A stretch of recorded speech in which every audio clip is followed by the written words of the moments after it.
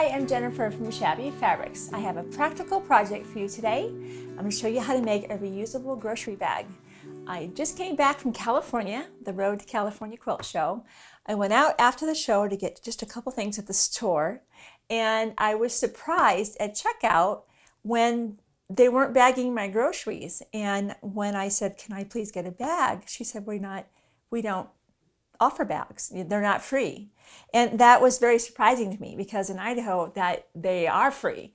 And so I thought, we should do a project for instances like that where you bring your own bags. So I want to show you the features of this bag. It's first off, it's nice and big.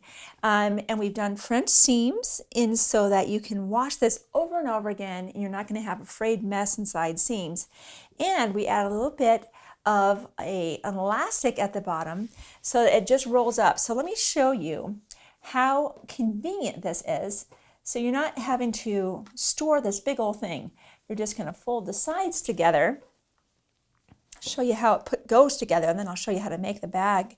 And you'll just fold that together, fold that in half, fold that again, and you're just going to bring your handles down like this, and you're just going to simply roll that up, and with your elastic, there you go. So you can make several of those and they don't take up a lot of space once they're rolled up. So how practical and fun is this? I am having in fact, I'm even thinking about from now on when I go shopping just to have these with me, rather than what do I do with another plastic bag or paper bag, which I don't like to throw away. Go to our website at lots of things on our free download section. It's at the very bottom. Just click on that link and you're looking for the reusable grocery bag. This is it looks like a 3-part pattern here. And you'll go, of course, put all the pieces together where the arrows meet. And once everything is taped together and cut out, this is what you're looking for.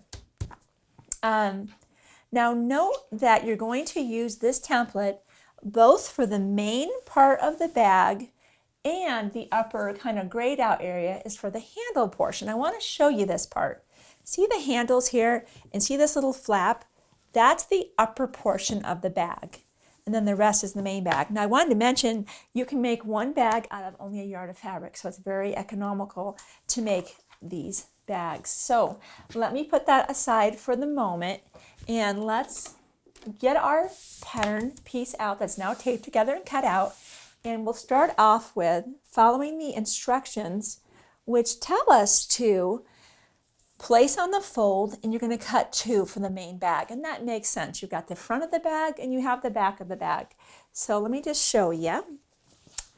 This doesn't matter if it's folded right sides together or wrong sides together. We had our fold here, and you could even probably do 2 at the same time. And so we just basically, very straightforward, on the fold, you cut 2 of those. We've got those done ahead of time.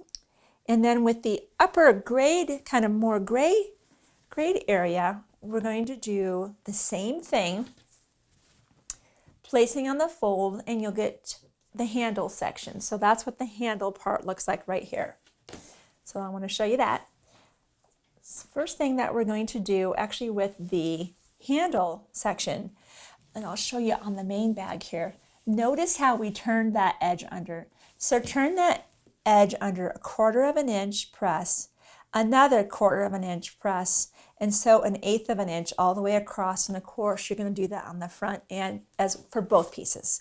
We've done that here, and then once that's all done, you're going to lay pieces out. You're going to just see how it lays together. That's what you're going for. So you'll take your bag, one of your bag pieces, as you would suspect, right sides. Let me show you the other one. Let me just show you this. Right side up, and of course your handle, it all looks alike. So I'm like, which piece am I grabbing right now? Your handle is going to be like this, all right? And you've turned that edge under. So now what I want you to do, you've got a curved section here and a curved section here.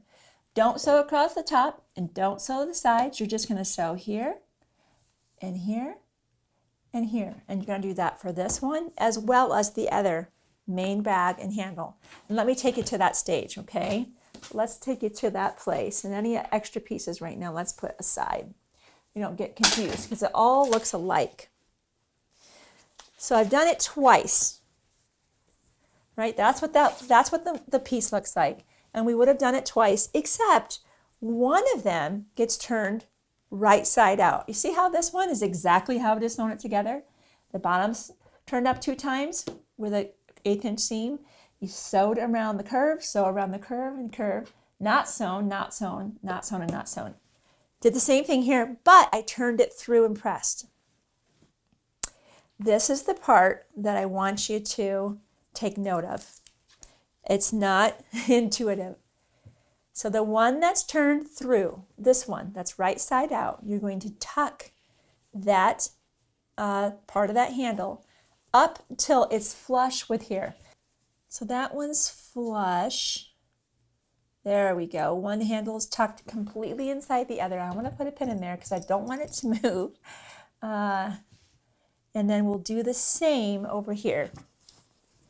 Takes just a little bit to get that fed in there, and you can kind of reach in there and grab it too. It's another way to do it. I was so surprised when I was in California, and I was just so, used to people just bagging your groceries, and I kept thinking, when are they going to do that part? And it wasn't happening. So next time I will be prepared. Okay, so let's pull that all the way up. And we're going to take this to our sewing machine, and as you would expect, a typical 1/4 inch seam allowance. Want that all the way flush and nice and flat. Okay, let's go do that right now. I don't have my glasses on, but I feel confident that I can probably find a 1/4 inch. All right.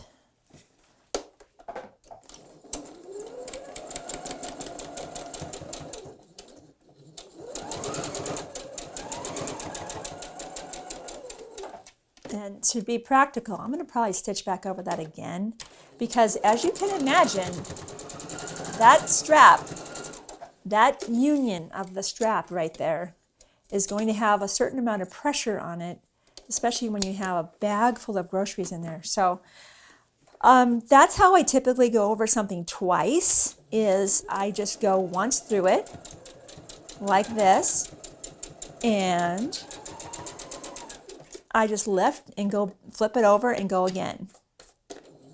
You can of course just go backwards. I don't ever feel like I have as much control going backwards as forward.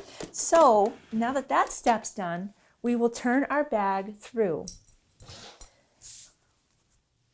Let's trim off those threads, and we're just going to turn our bag all the way through.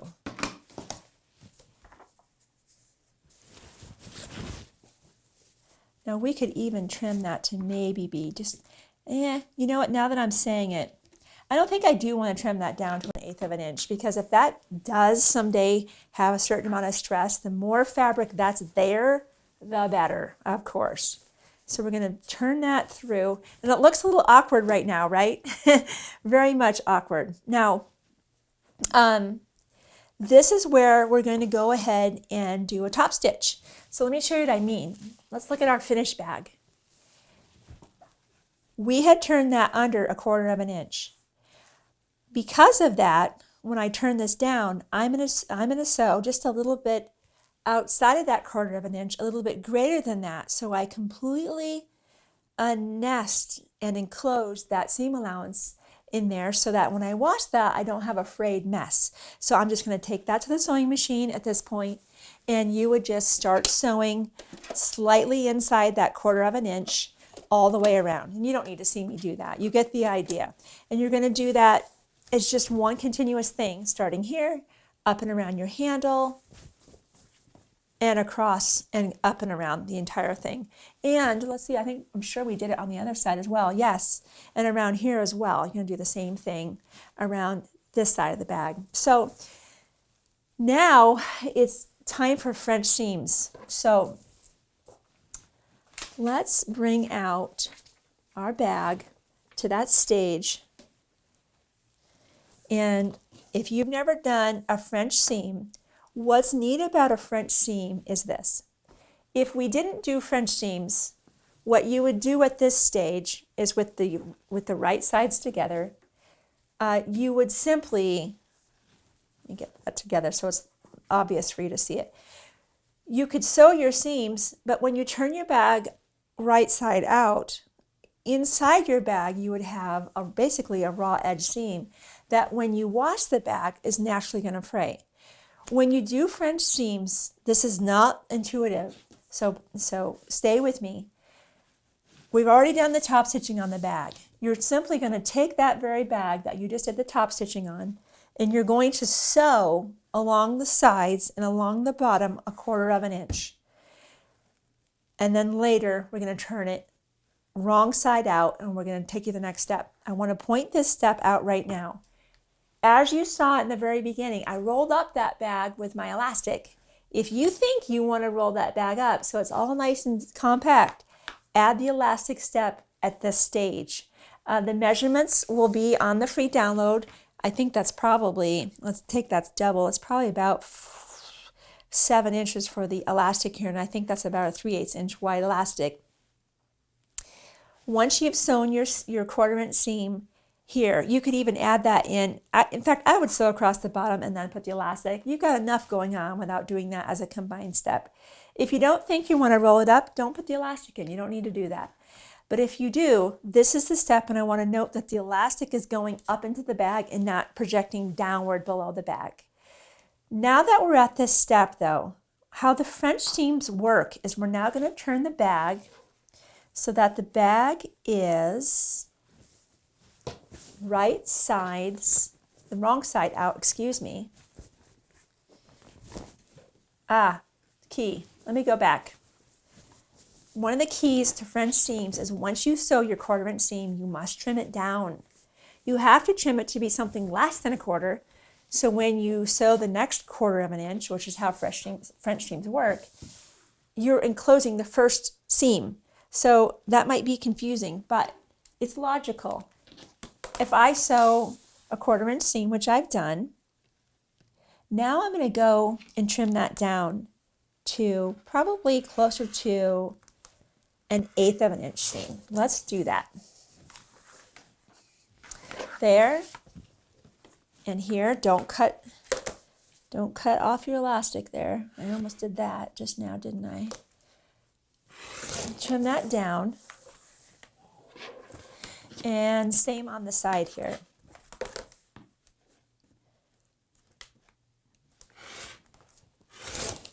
Okay. Now we turn it. I almost skipped that step. That wouldn't have been a good thing. All right, so when you get ready to do your French seam on the inside here, you're simply going to get that seam. I kind of roll it. You see how I'm doing this? I kind of get in there with my fingers and I roll it like this. And I sometimes even just pin it so that that stays good and flat. And just keep rolling it out. You might iron it out. Now you're going to sew the 1/4 inch seam all the way up here. Same, roll this thing, get it good and flat across the bottom. And again, up this side from here to here only, all right? Then you're going to turn the bag right side out. Let's see if we've got one. We might even be able to look at, let's see here, do we have that? Yes, we do. That's beautiful. We went ahead and done that ahead of time. That's great. All right. So we did that next. We did the French seam. We sewed that 1/4 inch. Now let me show you. See how it's now, there's no raw edges there? That's a beautiful thing. Now turn your bag right side out And now we're going to deal with French seams on our corners. You're going to repeat the same steps. So you're going to just open this up. Now I've got a seam here and I've got a seam here. I personally have one seam going one direction and one going the other, and I match up, they interlock that way. I'm going to pin this, and I'm going to pin this here, laying everything nice and flat. Now I'm going to take that to my sewing machine, and we will do a French seam on this boxed corner as well. So same story, there's no raw edges to fray when I wash these bags. And as you can imagine, these are going to get dirty naturally, just from handling. So let's pin that, and let's take that to the sewing machine. I'll do the one on camera with you. I'm going to do the same thing on the opposite corner, and then we'll finish up off camera, and then I'll finish up with you. But let's go sew that. It's just a standard 1/4 inch seam allowance here, and just like before, we'll end up cutting that down to an 1/8 inch seam allowance.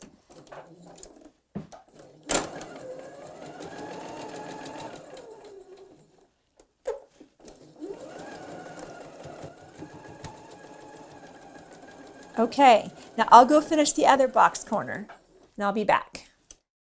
I have 2 boxed corners. Now,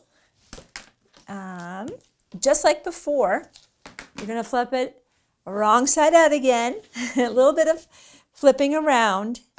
But if you remember, this is very simple. If you remember that box seams are right sides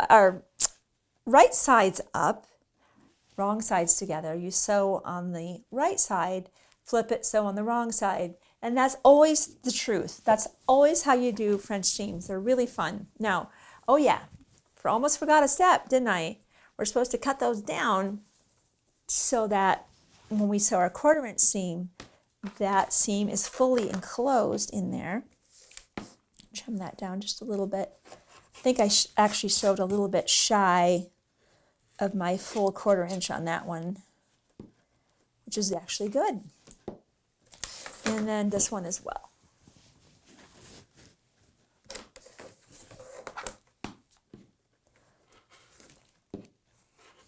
Same, I think I sewed a little bit shy. All right, back we go, wrong side out. Almost done, getting very close. So there it is. So just like before, roll this, find it, feel it. And I'm gonna live dangerously. I'm not gonna pin right now. I normally would do that, but just to save us a little bit of time, we're just gonna take it to our machine. And same thing, 1/4 inch.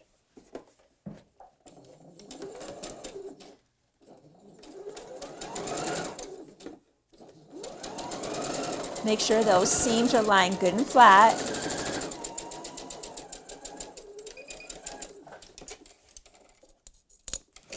And we'll do the same on the other side, of course. I feel like I'm getting away with something here by not pinning. I typically always pin just because I don't really like to seam rip. Not my favorite thing to do, and I certainly have done plenty of that.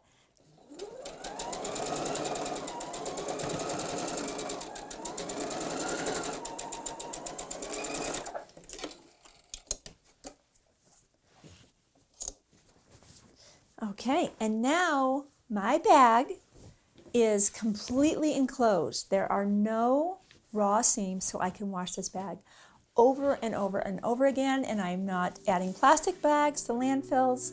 It's such an environmentally smart thing to do, and it's cute. So I hope you enjoyed making the reusable grocery bag with Shabby fabrics.